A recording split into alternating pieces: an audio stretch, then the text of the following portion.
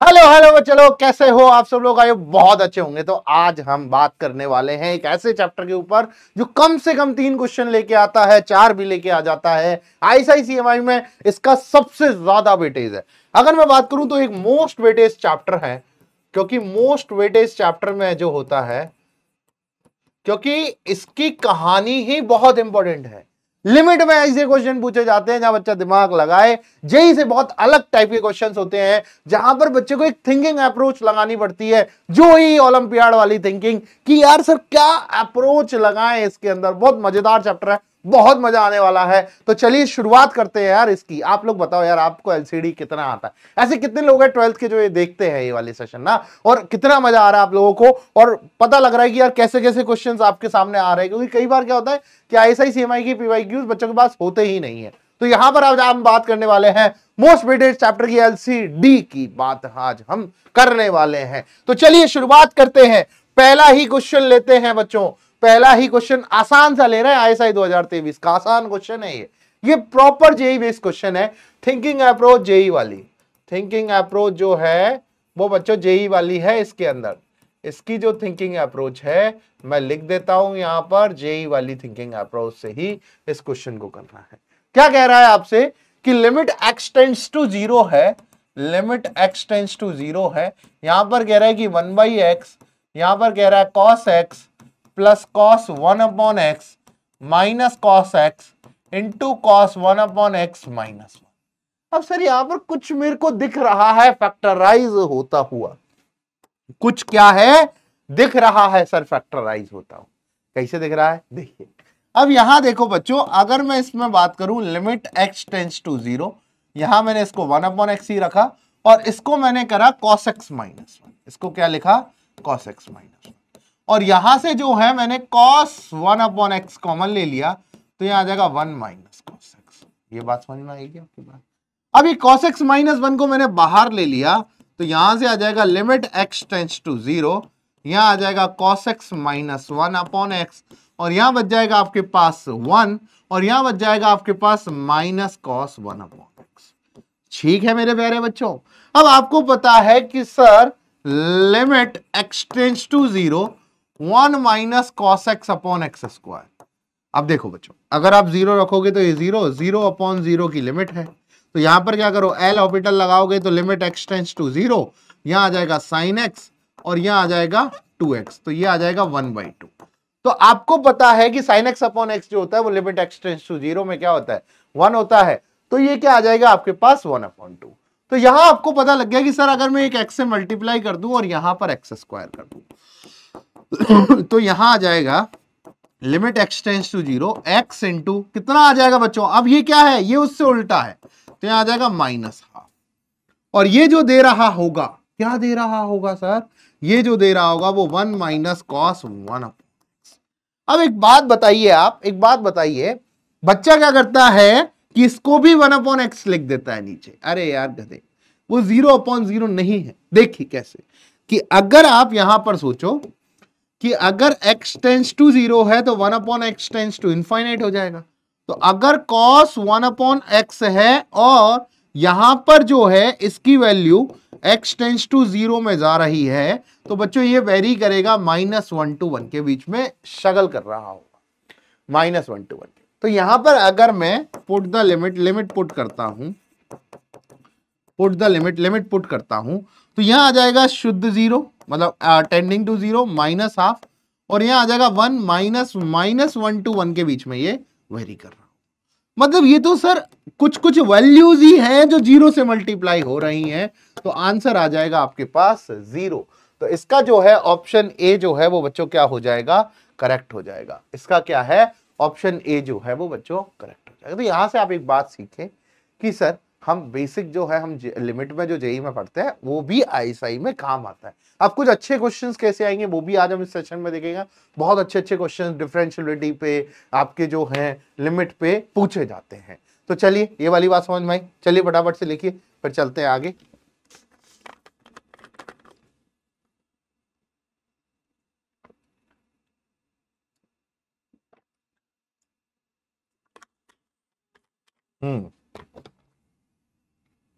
चलिए बच्चों, ये वाला क्वेश्चन आईएसआई 2023 में पूछा था, the limit n tends to infinite, और इसके अंदर और सर ये तो इनफाइनाइट की पावर इनफाइनाइट में ही जा रहा है, नहीं इनफाइनाइट की पावर जीरो में जा रहा है। सर कैसे करें भाई, अगर पुट करते हो तो यहां पर नहीं सर इनफाइनाइट की पावर जीरो नहीं, सर ये तो infinite 1 upon infinite zero, zero की पावर जीरो में जा रहा है, तो सर कैसे करें, ऐसी लिमिट को कैसे सॉल्व करें। तो मैंने कहा देखिए एक काम करते हैं यार, एक काम करते हैं ना, यहां से 2 की पावर n मुझे सब जगह दिख रहा है। क्या दिख रहा है मुझे, 2 की पावर n सभी जगह दिख रहा है। लेट्स सपोज मैंने अप्रोच सोची कि यार इस अप्रोच को कैसे मैं बिल्ड करूं, तो मुझे देखा कि लेट मैंने मान लिया कि लेट सर अगर मैं 2 की पावर n को अगर मैं p मान लेता हूं, 2 की पावर n को p मान लिया, तो सर यहां पर जो है n टेंड्स टू इनफाइनाइट है, तो 2 की पावर इनफाइनाइट जो है वो p के बराबर है, मतलब ये भी इनफाइनाइट ही है, मतलब p टेंडिंग टू b क्या हो जाएगा, इनफाइनाइट ही हो जाएगा। तो यहां से सर मैंने जब लिमिट चेंज करी तो limit p tend to infinite, sir यहां पर क्या आ जाएगा 2 की पावर, अब देखिए -2 की पावर n प्लस 1 है, तो इसको लिख सकता हूं -2 की पावर n इंटू टी, और यहां हो जाएगा माइनस का 2p, तो यहां हो जाएगा 2 की पावर -2p प्लस यहां हो जाएगा 2 की पावर, अब ये देखिए यहां पर देखिए फटाफट से कि -2 टू दी पावर, ये क्या लिख रहा है माइनस वो 2 to the power -2 to the power n -1 है, तो ये -2 टू दी पावर n -1 है, 2 टू दी पावर n -1 है ये ना, तो -2 टू दी पावर n -1 है, n के साथ -1 है सॉरी, तो यहां आ जाएगा बच्चों 2 to the power -2 to the power n divide by 2, तो यहां आ जाएगा 2 की पावर -p/2, तो यहां आ जाएगा 2 की पावर -p/2, और यहां हो जाएगा आपके पास 1 upon 2 to the power n that is 1 upon p। Sir ये वाली बात मुझे यहां तक समझ आ गई, आप क्या कर रहे हो, ये वाली बात तो समझ आ गई सर, आप यहां क्या अप्रोच लगा रहे हो। अब देखिए बच्चों, अब अगर मैं ढंग से देखूं तो यहां पर जो है 2 की पावर -p/2 को, 2 की पावर -p/2 को मैं अगर बाहर ले लूं, तो यहां से जो है जब मैं इसको सॉल्व करने गया तो इसको लिखा मैंने limit p tends to infinite 2 की पावर -p/2 को मैंने बाहर लिया, जिसकी होल पावर क्या आ जाएगी 1/p, यही आ जाएगी सर।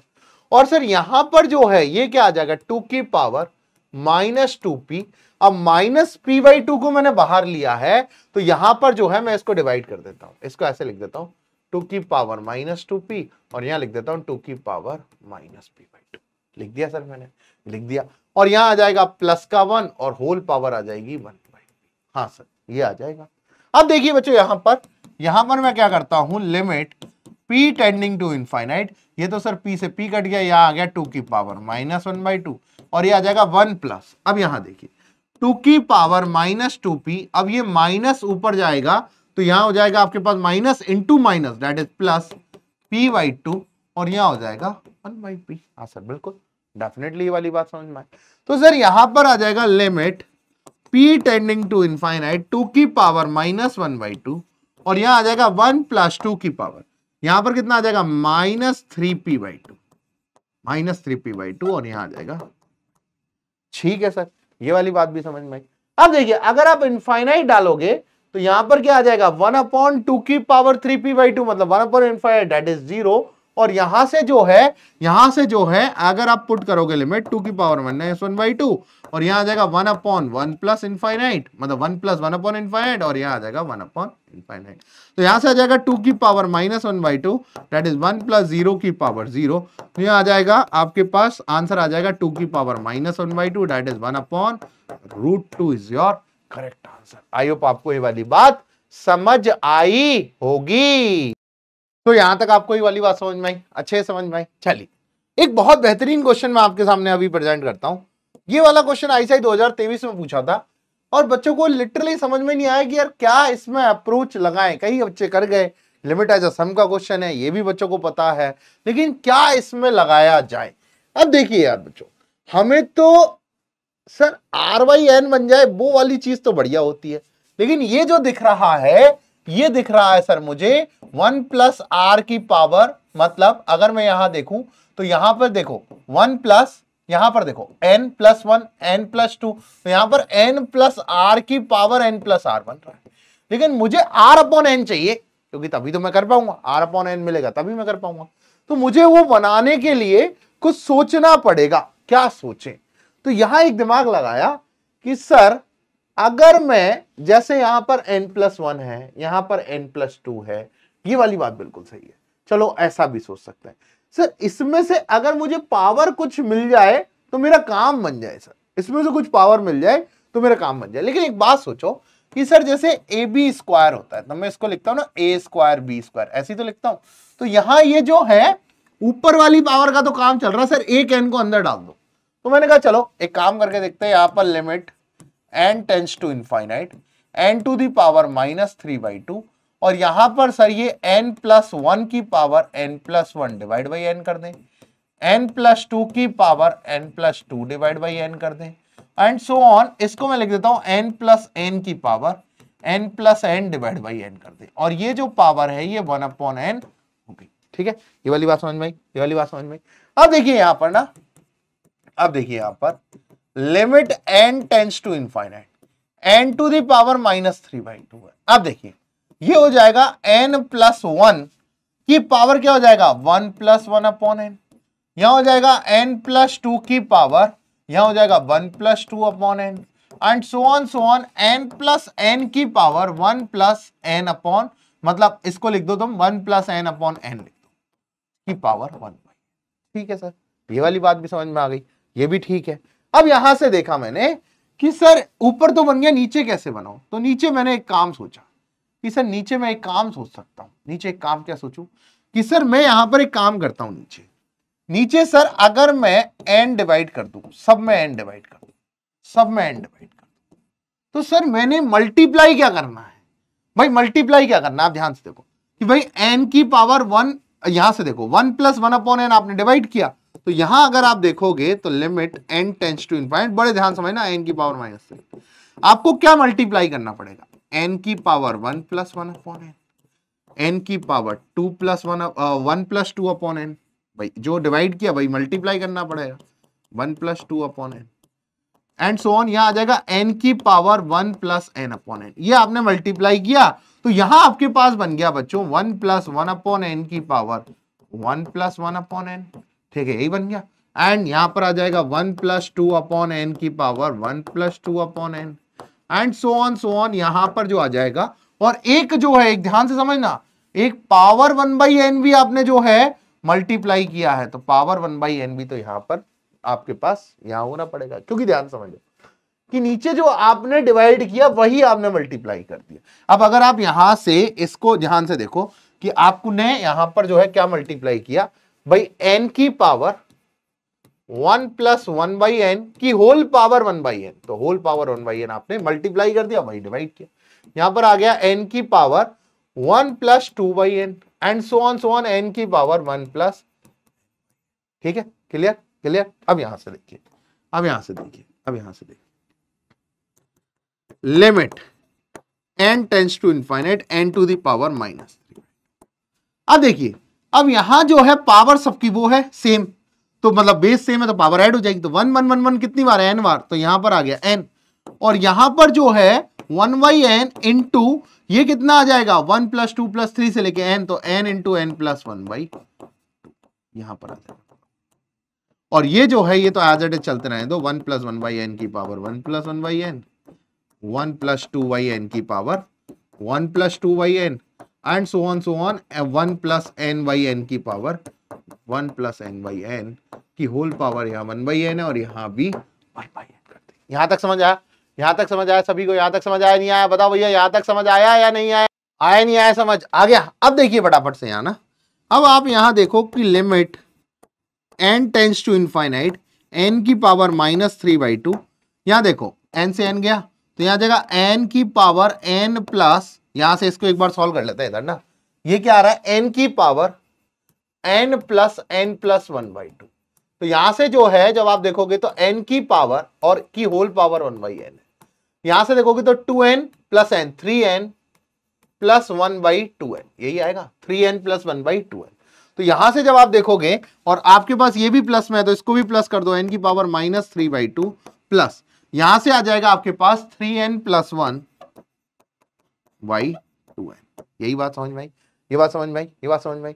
तो अब जब तुम इसको सॉल्व करोगे और ये जो है ये सो ऑन सेम ही चल रहा है, तो जब तुम इसको सॉल्व करोगे तो यहाँ आ जाएगा लिमिट की power n tends to infinite, ये -3/2 और ये प्लस का 3/2 कट जाएगा और n की पावर क्या बचेगा 1/2n, और यहां से क्या बच रहा होगा, ये तो बचेगा लिमिट n की पावर 1/2n, और यहां से क्या बच रहा होगा 1 + 1/n की पावर 1 + 1/n, सो ऑन यहाँ आ जाएगा 1 + n की पावर n/n की पावर 1 + n/n की होल पावर 1/n। ये बात सभी को समझ में आ रही है। अब इसको सॉल्व करना और आपको लॉग लेना पड़ेगा। तो यहां से देखिए, यहां से आपने क्या किया, मैंने इसको p मान लिया कि limit n tends to infinite, और यहां पर है n की पावर 1/2n, n की पावर 1/2n, और ये है 1 + 1/n की पावर 1 + 1/n, 1 + 2/n की power 1 + 2/n, and so on 1 + n/n की पावर यहां से है 1 + n/n की होल पावर। बात समझ में आ रही है, बात समझ में आ रही है। आपको क्या लेना पड़ेगा, यहां पर आपको क्या लेना पड़ेगा, लॉग लेना पड़ेगा, आपको लॉग लेना पड़ेगा। अब बड़े ध्यान समझ लो, अगर आप लॉग लेते हो तो यहां हो जाएगा लॉग, यहां क्या हो जाएगा लॉग p, और यहां देखिए अगर आप लॉग लेते हो तो दोनों प्लस में चेंज हो जाएंगे, तो यहां आ जाएगा limit n tends to infinite, limit n tends to infinite, ये आ जाएगा 1/2n log n, ये आ जाएगा 1/2n log n। अब यहां से देखिए, ये देखिए ये प्लस, यहां आ जाएगा समेशन r = 1 to n, ये है 1 + r/n की पावर 1 + r/n, और ये जो 1/n है ये कहां चला जाएगा, आगे चला जाएगा, ये 1/n है जो कहां चला जाएगा, आगे चला जाएगा। अब आपको इस पे लॉग लगाना है, क्या लगाना है, लॉग तो लगा दिया, अब आपको इस पे क्या लगाना है, किसमें चेंज करना है, लिमिट एज अ सम में आपको इसे चेंज करना है, लिमिट एज अ सम में चेंज करना है। तो अब देखिए, अब यहां पर सबसे पहले मैंने अगर लिमिट अप्लाई करी तो यहां से आ जाएगा log p बराबर, अब ये तो इनफाइनाइट अपॉन इनफाइनाइट है, तो log n अपॉन n का अगर तुम limit as a tends to infinite देखोगे तो यहां आ जाएगा 1/n डिवाइड बाई 1, तो ये क्या दे देगा आंसर 0। तो यहां से जाएगा 0 प्लस, इसको जब तुम चेंज करोगे तो यहां आ जाएगा 0 to 1, ये आ जाएगा 1 + x, और यहां आ जाएगा आपके पास 1 + x, और यहां पर आ जाएगा log 1 + x, और यहां आ जाएगा dx। ये बात सभी को समझ में आई, ये बात सभी को समझ में आई। भाई इसको लॉग लेके आपने इसको किसमें चेंज कर लिया, किसमें चेंज कर लिया, समेशन। ठीक है, रुकिए रुकिए, पहले मैं आपको एक स्टेप और सिखा देता हूं, इसके अंदर एक स्टेप और सिखा देता हूं। यहां पर हम क्या करेंगे, ये 1/n तो क्या आएगा आपके पास आगे आ जाएगा, भाई इसके ऊपर आपने लॉग लिया, इसके ऊपर आपने लॉग लिया, तो यहां आ जाएगा 1/n, और यहां आ जाएगा log, और यहां पर आ जाएगा आपके पास 1 + r/n की पावर, भाई समेशन में हम लिख देते हैं, समेशन में लिख देते हैं 1 + r/n की पावर 1 + r/n। ये चल रहा होगा, यही चल रहा होगा, बताइए भैया, यही चल रहा होगा नहीं चल रहा होगा, चल रहा होगा नहीं चल रहा होगा, बताइए भैया फटाफट से। अब जो log जो है, अब आप देखोगे यहां पर log p जो है वो क्या आ जाएगा, limit n tends to infinite, भाई यहां पर आ जाएगा 1/2n log n, प्लस यहां पर देखो ये 1/n, अब ये जो है ये log जो है समेशन के अंदर चल जाएगा, तो यहां से आ जाएगा आपके पास समेशन 1 + r/n, और यहां आ जाएगा log 1 + r/n, और यहां पर r = 1 to 2 है, ये चल रहा होगा। अब लिमिट जैसे ही अप्लाई करूंगा तो यहां से आ जाएगा log p बराबर 0, प्लस जैसी लिमिट अप्लाई करूंगा तो 0 to 1, r/n को x मान लिया, तो ये क्या हो जाएगा आपके पास log 1 + x, और यहां आ जाएगा 1/n क्या हो जाएगा dx हो जाएगा आपके पास, 1/n क्या हो जाएगा आपके पास dx। बात समझ में आ रही है आपके पास, तो ये जो है आपके पास लिमिट एज अ सम लग गया। अब 1 + x को क्या मान लेते हैं, t मान लेते हैं, यहां से जो है 1 + x को मैं t मान लेता हूं, तो dx बराबर जो हो जाएगा वो dt हो जाएगा, dx बराबर क्या हो जाएगा dt हो जाएगा, तो यहां से आ जाएगा log p बराबर, अब लिमिट जब चेंज होगी तो x की जगह 0 डालोगे तो यहां आ जाएगा 1, और x की जगह 1 डालोगे तो यहां आ जाएगा 2, और यहां आ जाएगा आपके पास t log t, और यहां आ जाएगा dt। अब यहां से एक बात समझिएगा, t log t dt, तो यहां से जब आप देखोगे तो log t इंटू t का इंटीग्रेशन क्या हो जाएगा t²/2 माइनस, यहां पर देखोगे तो यहां पर t²/2 हो जाएगा t का, और उसका डिफरेंशिएशन क्या हो जाएगा 1/t, और ये हो जाएगा आपके पास 1 से लेके 2 में। ठीक है, यहां आ जाएगा आपके पास log p, यहां आ जाएगा log p, और यहां देखिए आपके पास log t इंटू आ जाएगा t²/2 माइनस, यहां से देखोगे तो टी से टी का कट गया, 1/2 आ गया और यहाँ आ जाएगा t²/2, ये आ जाएगा 1 से लेके 2 में। ठीक है, 1 से लेके 2 में। अब अगर तुम यहां पर लगाते हो तो यहाँ आ जाएगा log p, अगर यहाँ लिमिट लगाते हो तो 2 डालो, पहले 2 डालोगे तो यहाँ आ जाएगा आपके पास log 2 डिवाइड बाई 2 डालोगे तो 4/2, डेट इज ऊपर आ जाएगा आपके पास भाई 2 बचेगा तो यहाँ आ जाएगा 2 log 2। ठीक है, माइनस 2 डालोगे तो यहाँ आ जाएगा आपके पास 4/4, डेट इज कितना आ जाएगा आपके पास 1, माइनस 1 डालोगे तो ये 0 दे देगा, माइनस यहाँ आ जाएगा 1/4, यही आएगा, यही आएगा। तो log p जो है वो आ जाएगा आपके पास 2 log 2 और यहाँ आ जाएगा -1 + 1/4, तो यहाँ आ जाएगा 2 log 2 - 3/4। के पास जो है ये आ गया। अब log p बराबर 2 log 2 - 3/4 आ गया, log p बराबर 2 log 2 - 3/4 आ गया। तो इसको जरा चेंज करते हैं तो यहाँ आ जाएगा log p बराबर log 4 - 3/4, भाई ये इधर चला जाएगा, यहां से आ जाएगा log p - log 4 बराबर -3/4, यहां से आ जाएगा log p/4, यहाँ आ जाएगा e और यहाँ आ जाएगा -3/4। तो p/4 बराबर आ जाएगा e की पावर -3/4, तो p की जो वैल्यू है वो आ जाएगी 4e की पावर -3/4। तो यहां से जो है ये जो है 4e की पावर -3/4 आपके पास ऑप्शन करेक्ट आ रहा होगा। बात समझे आप? बात समझे आप? ये बात समझ में आई आपको? लिमिट का ये वाला क्वेश्चन समझ में आया? इसके अंदर जो है आपको जो है लिमिट एज अ सम लगाना था, बहुत बेहतरीन क्वेश्चन है और मजेदार क्वेश्चन है। चलिए चले आगे चले, आगे चलते हैं यार। ये क्वेश्चन में तो मजा आ गया सर, ये क्वेश्चन में मजा आ गया सर। आगे का क्वेश्चन, एक आसान क्वेश्चन लेता हूं मैं आपके साथ। अब देखिए ये वाला क्वेश्चन बहुत आसान है अगर कहूं तो, अगर जिसको एक्सपेंशन आता है वो बहुत अच्छे तरीके से कर लेगा। इस क्वेश्चन में एक्सपेंशन की ही कहानी है। आपसे कहा जा रहा है कि लेट f(x) बराबर half sine x minus 1 minus cos x, और आपसे कहा जा रहा है देन स्मॉलेस्ट पॉजिटिव इंटीजर के such that f(x) upon x की पावर के जो है लिमिट x टेंड्स टू 0 में नॉट इक्वल टू 0 होना चाहिए। इसके लिए स्मॉलेस्ट पॉजिटिव इंटीजर बताना। तो अब आप यहां से समझिए कि आपको साइन एक्स का एक्सपेंशन आता है क्या, x minus x³/2 factorial plus so on ये आता है। और अगर cos x की बात करें तो यहां आ जाएगा 1 minus x² divide by 2 factorial plus x की power 4 divide by 4 factorial and so on. ये आता है बच्चों आपको? ये आता है नहीं आता? बताओ भैया बताओ, आता है? आता है या नहीं आता? आता है नहीं आता? इसको 3 फैक्टोरियल कर लेना। ठीक है, तो यहां से जो है अगर ये एक्सपेंशन अगर अपन लगाएं तो यहां से जो है अपने पास काम की चीज बन सकती है। अब बड़े ध्यान से देखिएगा, काम की चीज बनाते हैं सर इसको। तो यहां ये कह रहा है कि limit x tends to 0 half sine x sine x minus 1 minus cos x divide by x to the power के, ये नॉट इक्वल टू 0 होना चाहिए। तो फिर मैंने देखा कि सर यहां एक काम कर सकते हैं कि limit x tends to 0 half x sine x का एक्सपेंशन डालते हैं x minus x³/3 factorial plus so on. क्योंकि ज्यादा लंबा नहीं, 2 3 तक ही डालते हैं, माइनस 1 माइनस यहां आ जाएगा 1 minus x²/2 factorial plus x की पावर 4/4 फैक्टोरियल माइनस समथिंग। ठीक है सर, ये चल जाएगा। अपॉन डाल देते हैं sir x to the power के, ये डाल दिया बच्चों आपने एक्सपेंशन। अब देखिए बच्चों यहां पर अगर मैं लिमिट x टेंड्स टू 0 देखता हूं तो यहां देखिए x²/2 माइनस x की power 4/3 factorial plus so on और यहां आ जाएगा माइनस, ये 1 से तो 1 गया, ये प्लस आ जाएगा x²/2 फैक्टोरियल माइनस x की पावर 4/4 फैक्टोरियल सो ऑन और अपॉन आ जाएगा x टू दी पावर के। यहां से देखिए अगर मैं लिमिट x टेंड्स टू 0 पे बात करूं, ध्यान से देखिए, तो देखिए x²/2 और x²/2 तो गया। अब यहां से जो है ये प्लस का x की पावर 4/4 फैक्टोरियल आ जाएगा, माइनस का x की पावर 4/3 फैक्टोरियल आ जाएगा। ठीक है, और ये जो है x की पावर 4 में प्लस सो ऑन चलता रहेगा upon x to the power. अब देखिए, अब बड़े ध्यान से देखिएगा कि अगर पावर 4 से ज्यादा हुआ k की वैल्यू पावर 4 से ज्यादा हुई तो ये हमेशा 0 दे रहा होगा।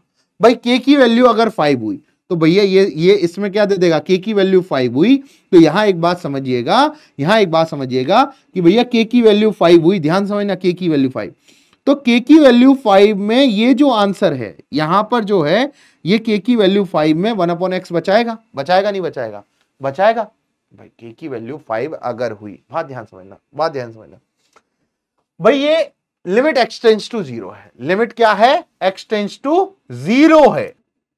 k की वैल्यू अगर 5 हो गई तो ये इनफाइनाइट दे रहा होगा, क्यों? क्योंकि यहां पर x की पावर 4 है और यहां पर 1/x की पावर 5 है, तो एक x नीचे हमेशा बच रहा होगा। लेकिन अगर k की वैल्यू 3 हो गई तो ये हमेशा 0 दे रहा होगा भाई। k की वैल्यू 3 में क्या होगा? एक x की पावर यहां पर बच रही होगी सब में। k की वैल्यू 2 होगी तब भी बच रही होगी। मतलब k की वैल्यू 4 ऐसा है जो नॉन जीरो के लिए स्मॉलेस्ट पॉसिबल है। भाई जीरो कब कब देगा? जब k की वैल्यू 3, हाईएस्ट k की वैल्यू 2 पे भी 0 देगा, k की वैल्यू 1 पे भी 0 देगा। तो आप एक बात समझो कि अगर 1/x क्यूब है, अगर 1/x क्यूब है, अगर 1/x क्यूब है, ध्यान समझना, अगर 1/x क्यूब है तो भैया ये जो ऊपर x की पावर 4 समथिंग समथिंग चल रहा है तो ये 0 देगा। लेकिन अगर नीचे x की पावर 4 है तो x की पावर 4 से x की पावर 4 कट के ये वैल्यू बच जा रही होगी, बाकी सब में 0 दे रहा होगा। मतलब आप एक बात समझिए यहां से कि भैया जो पावर 4 है, k की वैल्यू स्मॉलेस्ट जो है वो 4 ही होगी। और ये वाली बात आप सभी को समझ आनी चाहिए। अब यहां से कैसी बात समझनी है कि आप सिंपल समझो कि अगर नीचे x की पावर 5 हुई तो आप एक बात समझो कि x की पावर 5 जो है भाई यहां से जो है ये पूरा कट जाएगा, 1/x बच रहा होगा। यहां जो है, यहां पावर्स जो है बच्चों वो ऊपर के साइड बच रहे होंगे, लेकिन यहां से जो है ये नीचे बचा देगा। लेकिन अगर x की वैल्यू 3 हुई तो यहां से जो ये जो है यहां से एक x बच रहा होगा तो 0 देता जाएगा, पर x की पावर 4 पे ये आंसर दे देगा, बाकी सबको काट के क्या कर देगा? 0 कर देगा। तो इसीलिए सबसे स्मॉलेस्ट पॉसिबल वैल्यू जो है वो 4 ही होगी। क्लियर फंडा? क्लियर? बात समझ में आई आपको? यहां तक बात समझ में आई? चलिए अगले क्वेश्चन पे चलते हैं। तो यहां से समझ आया आपको ये वाला क्वेश्चन? थोड़ा सा समय लग सकता है कई बार कई बच्चों को समझने में। अब देखिए ये वाला क्वेश्चन अगर अपन देखें तो यहां पर आपसे कह रहा है एक फंक्शन है 0 to 1 में, दैट इज उसका आउटपुट जो है वो कोडोमेन जो है वो -1 to 1 में है।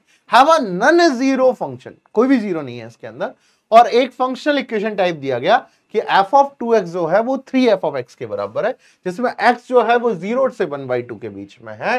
तो आपको x tends to 0 plus f(x) बताना है। तो क्या करें सर? एक जरा सा थोड़ा सा फंक्शनल इक्वेशन का यूज करते हैं। f(2x) बराबर 3 टाइम्स f(x) है सर। तो सर यहां से जो f(x) है वो आ जाएगा f(2x) डिवाइड बाई 3।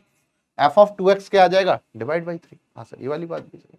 अगर मैं इसको दूसरे टाइप से सोचूं, ध्यान से सोचूं कि सर अगर मैं f(2x) is equal to 3 times f(x), अगर मैं x को 2x से चेंज कर दूं तो सर यहां आ जाएगा 2 इंटू 2x और इधर आ जाएगा 3 इंटू f(2x). तो यहां से जो है f(2x) की जो वैल्यू है वो आ जाएगी f(2 की power 2 into x divide by 3। हाँ सर ये टाइप से सोच सकते। फिर सर एक और चीज सोची कि सर f(2x) बराबर 3 टाइम्स f(x) है।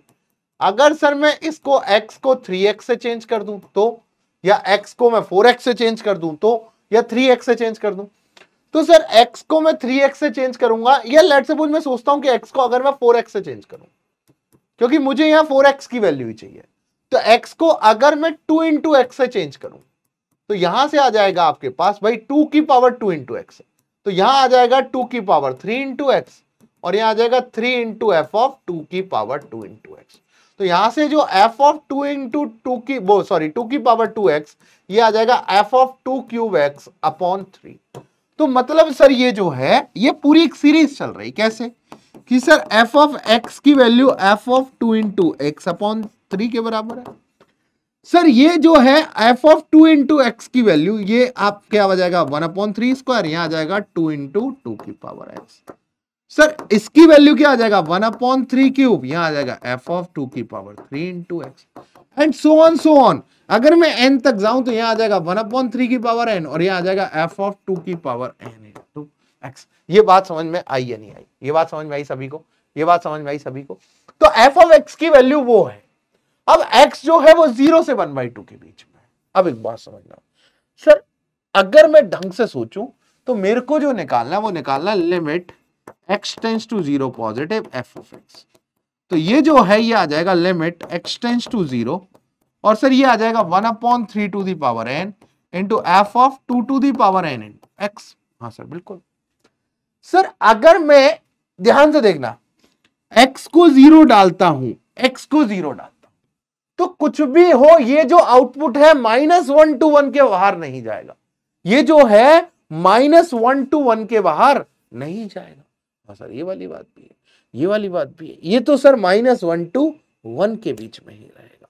लेकिन सर n की तरफ तो अपने को सोचना पड़ेगा, n की तरफ क्या करना पड़ेगा, अपने को सोचना पड़ेगा कि सर n कहां से कहां तक है, n पे भी कोई लिमिटेशन है क्या, n पे क्या करें। तो जरा आप छोटा सा सोचिए कि अगर हम n की तरफ सोचें तो क्या सोच सकते हैं इसके बारे में, तो क्या सोच सकते हैं अपन इसके बारे में। तो आपने एक दिमाग लगाओ छोटा सा कि ये जो सर f ऑफ x है ना, ये जो सर f ऑफ x है, ये सर क्या f ऑफ x n के बराबर ही होगा? नहीं सर, ये तो आगे जाता जा रहा है, मतलब n is tending to infinite की तरफ जा रहा है। भाई ये जो n है ये तो आगे आता जा रहा है। मतलब अगर सर मैं इस चीज को ऐसे ना लिख के f ऑफ x को ऐसा लिखूं कि लिमिट n, भाई कहां कोई तो अंत होगा, तो sir limit n tends to infinite 1/3 to the power n f of 2 to the power n into x के बराबर है। हाँ सर ये वाली बात भी सही है। तो सर ये जो है f ऑफ x, ये sir n tending to infinite की तरफ जा रहा है। सर अगर मैं यहां ढंग से सोचूं कि अगर मैं यहां पर 1/3 टू दी पावर n मतलब 3 to the power infinite limit put करूं, और सर f की कोई भी वैल्यू हो वो तो सर -1 to 1 के बीच में है, मतलब सर ये तो 0 इंटू -1 to 1 के बीच में है, तो सर ये तो 0 आएगा। मतलब सर f ऑफ x तो 0 आ रहा है। तो मतलब अगर मैं x की टेंडिंग टू वैल्यू पुट भी करूंगा तभी भी मेरे पास क्या आएगा, 0 ही आएगा, तभी मेरे पास क्या आएगा, 0 ही आ रहा होगा। तो इसका आंसर जो है वो 0 है। बहुत ही प्यारा क्वेश्चन है, बस आपको ये समझना है कि f ऑफ x क्या है। भैया f ऑफ x तो यहां तक जाता ही जा रहा है। अब ये जो नीचे वाला नंबर ये इनफाइनाइट की तरफ जा रहा है, लेकिन ये जो ऊपर वाला नंबर ये फिक्स है -1 to 1 के बीच, तो ये जो है ये 0 की तरफ जा रहा है। क्लियर फंडा, क्लियर फंडा, बात समझ में आई? अरे बात समझ में आई या नहीं आई, बात समझ में आई या नहीं आई, बात समझ में आई या नहीं आई? चलिए अगले क्वेश्चन की तरफ चलते हैं। तो अब यहां देखिए एक और बढ़िया सा क्वेश्चन लेते हैं आपके लिए। एक मैं ये ISI 2021 का क्वेश्चन लेता हूं, बहुत प्यार से समझिएगा इस क्वेश्चन को।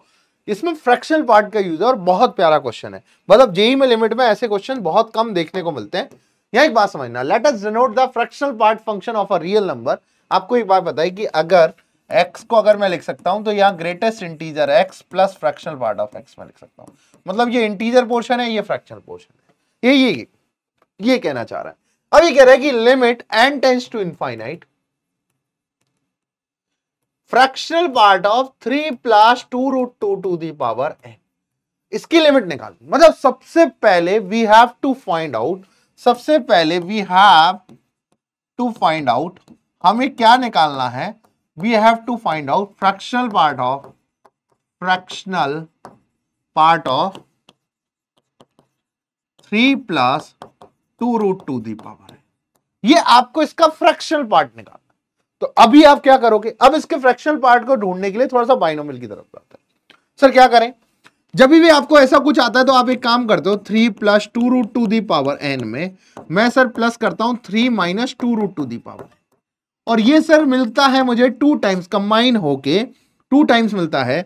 भैया जब तुम इसको एक्सपेंड करोगे, इसको एक्सपेंड करोगे, लेट्स सपोज इसको एक्सपेंड करो, तो यहां आ जाएगा NC0 3 to the power n - 0 और 2√2 दी पावर 0 प्लस यहां आ जाएगा आपके पास NC1 3 to the power n - 1 और यहां आ जाएगा 2√2 the power 1 and so on, ये आगे चलता रहेगा। इसको देखोगे तो यहां आ जाएगा NC0 3 to the power n और यहां आ जाएगा 2√2 दी पावर यहां पे 0 माइनस यहां आ जाएगा NC1 3 की पावर n - 1, यहां आ जाएगा 2√2 दी पावर 1, यहां आ जाएगा NC2 3 to the power n - 2 और यहां आ जाएगा 2√2 दी पावर 2 और यहां पर आ जाएगा प्लस NC2, यहां आ जाएगा 3 की पावर n - 2, यहां आ जाएगा 2√2 दी पावर 2।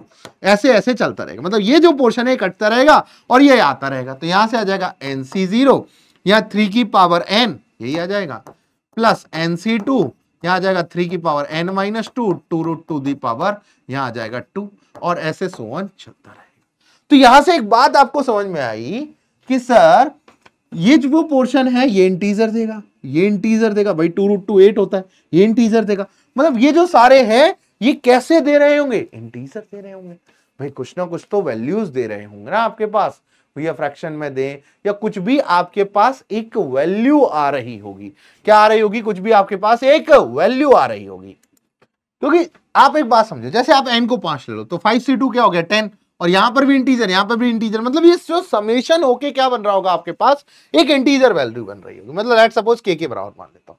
तो यहां से एक बात समझ में आई आपको कि sir 3 + 2√2 the power n plus 3 minus 2√2 the power n, ये सर 2k के बराबर है, मतलब ये कोई इंटीजर के बराबर है। यहां से एक बात समझ में आई। अब एक बात बताओ आप एक बात समझना कि सर ये जो 3 + 2√2 इसके दो फ्रैक्शन है, एक i है और एक f है, भाई एक इंटीजर और एक फ्रैक्शन है। लेकिन आप जरा 3 - 2√2 की तरफ देखो, आपको पता है 3 - 2√2 जो है वो भैया 2√2 क्या होता है, 2√2 2 से बड़ी वैल्यू थोड़ी सी, लेकिन 3 से छोटी वैल्यू। ये सर 0 से 1 के बीच में आएगा, मतलब इनकी पावर भी जो है n वो भी 0 से 1 के बीच में आ रही है। भाई 0 से 1 के बीच में कोई भी पावर लगा लो, वो भी 0 से 1 के बीच में आ रही होगी। और आपको पता है फ्रैक्शनल पार्ट भी सर 0 से 1 के बीच में होता है। तो इसको नाम दे दिया मैंने कोई f1, सॉरी, इसको नाम दे दिया मैंने कोई f1। भाई आपको पता है कि इसमें इंटीजर पोर्शन है ही नहीं, भाई फ्रैक्शनल पोर्शन ही है ओनली, क्योंकि ये 0 to 1 में। तो ये जो है ये आई एफ और ये हो गया f1, ध्यान से समझना। तो यहां आपने एक बात समझी कि सर अगर मेरे को देखना है, अगर मेरे को यहां से देखना है तो सर 3 + 2√2 दी पावर n जो है वो 2k माइनस f1 के बराबर है। ये किसके बराबर है, 2k माइनस f1 के बराबर है। तो ये जो है ये 2k माइनस f1 के बराबर है। अब आपने एक बात समझी कि सर इसके अंदर भी तो इंटीजर और एक फ्रैक्शन है, और ये सर 2k माइनस f1 के बराबर है। तो सर इन दोनों फ्रैक्शन को एक साइड लेता हूं, f + f1, तो सर ये 2k माइनस इंटीजर के बराबर। तो एक बात समझना, आपको एक बात समझना, आपको पता है f जो है वो भी 0 से 1 के बीच में, भाई फ्रैक्शनल पार्ट भी 0 से 1 के बीच में, और f1 जो है वो भी 0 से 1 के बीच में।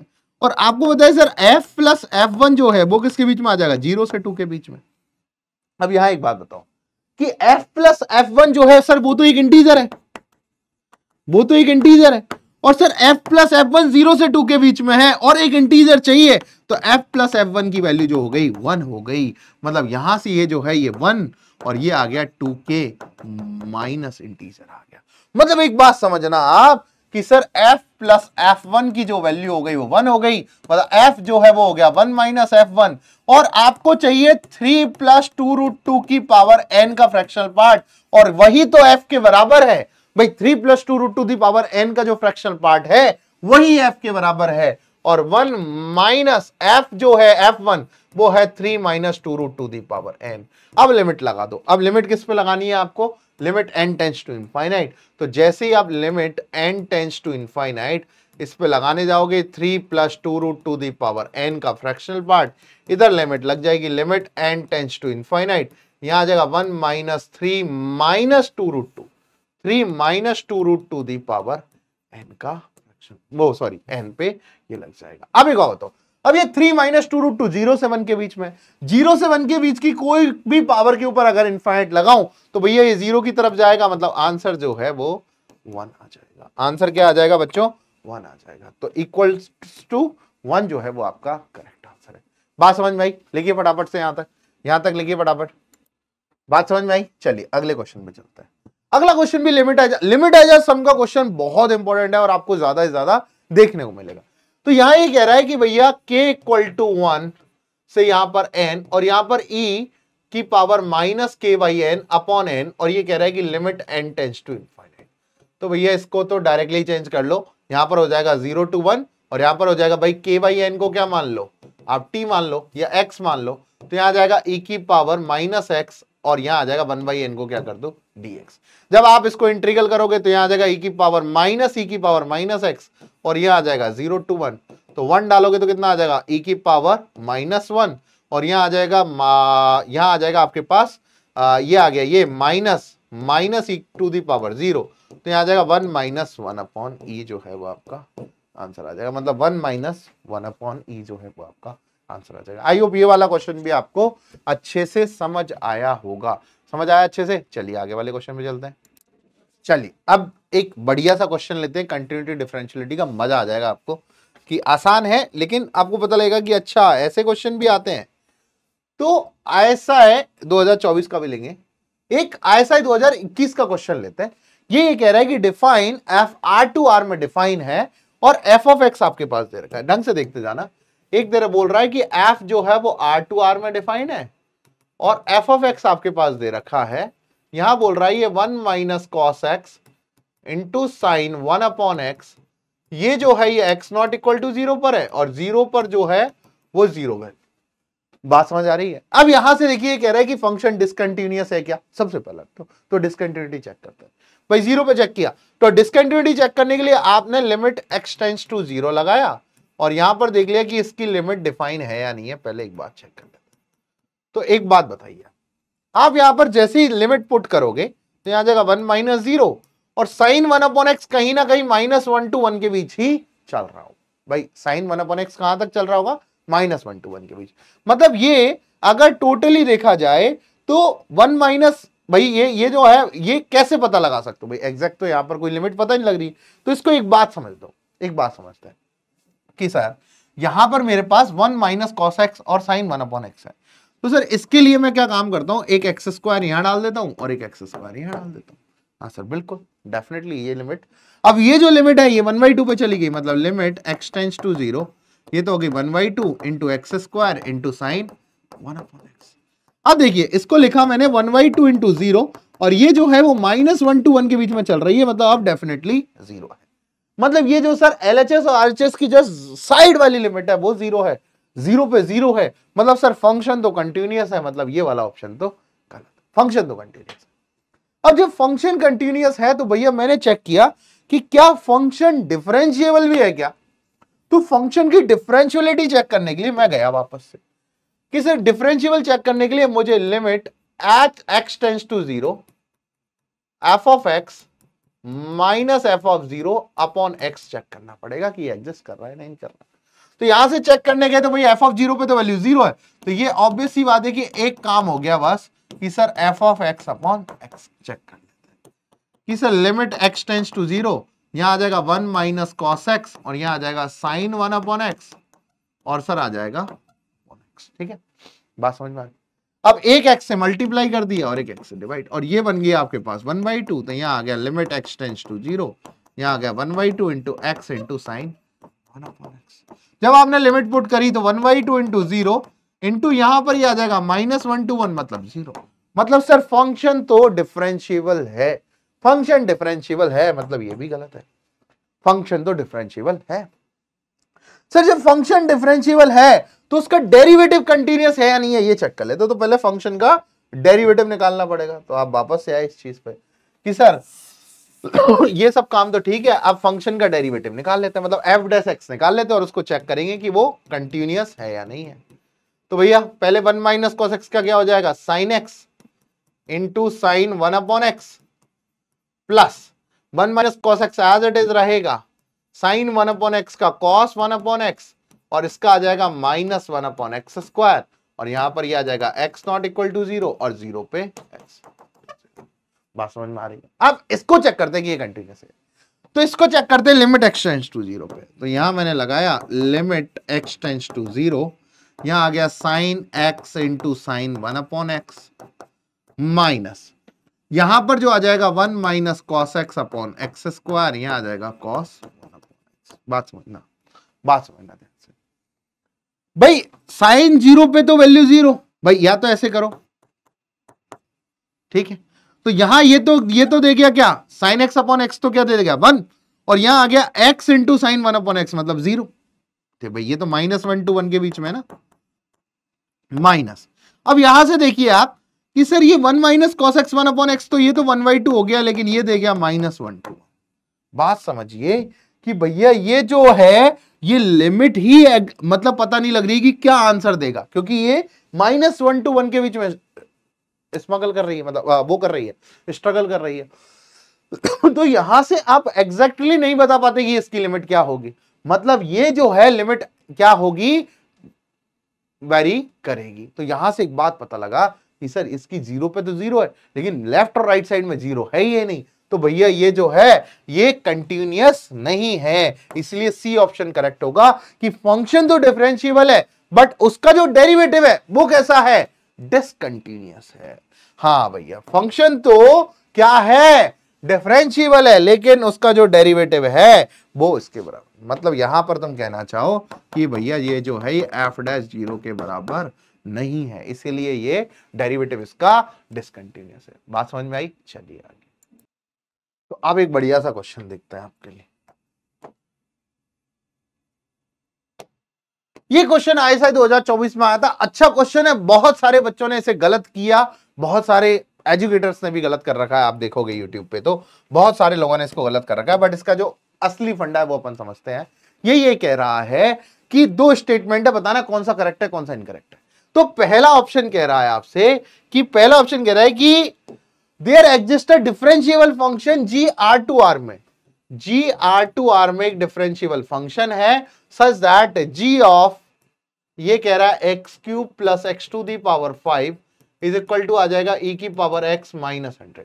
इसको चेक करना है कि डिफरेंशिएबल फंक्शन है या नहीं। तो मैंने एक काम किया कि सर क्यों ना मैं चेक ही कर लेता हूं, g dash x cube plus x to the power 5 into, इसको डिफरेंशिएट किया तो क्या आ गया 3x square plus 5x to the power 4 बराबर e टू दी पावर।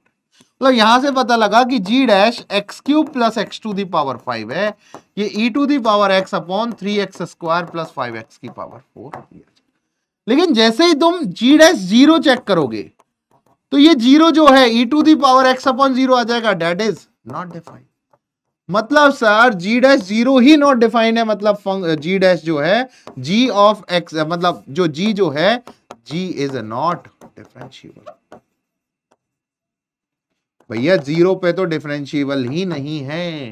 तो यहां से एक बात पता लगी कि सर पहला वाला तो गलत है, पहला वाला तो गलत है। पहले वाले तक तो बहुत सही चीज है कि पहले वाले तक पता लग गया कि जी जो है डिफरेंशिएबल नहीं है, क्योंकि जीरो पे ही कैसा आ रहा है, नॉट डिफाइंड आ रहा है। फिर देखते हैं, फिर आए सेकंड वाले की, ये कह रहा है कि there exist a continuous function, ये कंटिन्यूटी चेक कर रहा है आर टू आर में, और ये कह रहा है कि g of e to the power x जो है वो एक्स क्यूब प्लस एक्स की पावर 5 के बराबर है।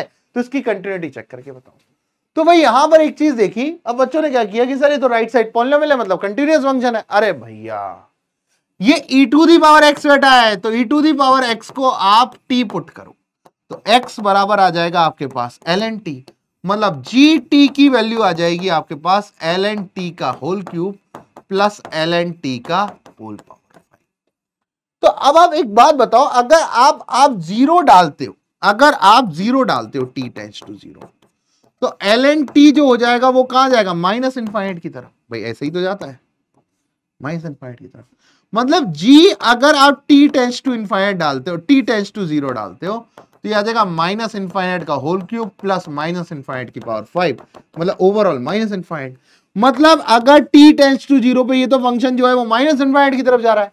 हाँ, तो अगर जीरो पर माइनस इनफाइनाइट जा रहा है मतलब फंक्शन तो कहीं ना कहीं डिसकंटिन्यूअस है, क्योंकि डोमेन जो है वो आर टू आर है, और जीरो पर ही अगर माइनस इनफाइनाइट जा रहा है मतलब कहीं ना कहीं तो कंटिन्यूटी टूटी है जीरो पर। तो ये जो है ये भी गलत है, तो ऑप्शन डी ही सही है, neither one is correct nor second is correct. ये बात समझ में आई आप सभी को? तो आई होप आपको आज का सेशन जो है वो अच्छे अच्छे क्वेश्चनों से, जैसे ये वाला क्वेश्चन था ये अच्छा था, ये भरमार आपको मिली होगी। तो इतने ही क्वेश्चंस बच्चों हम आपके लिए लेके आए हैं जिससे आप थोड़ा पैटर्न पता लगा पाओ। करने को तो बतेरे में बहुत सारे क्वेश्चंस आपको दे सकता हूं, बट आपको पैटर्न पता लगाना है कि किस टाइप के क्वेश्चंस यहां पर आ रहे हैं। मिलते हैं आपसे आगे आने वाले अपकमिंग सेशन में। Thank you so much.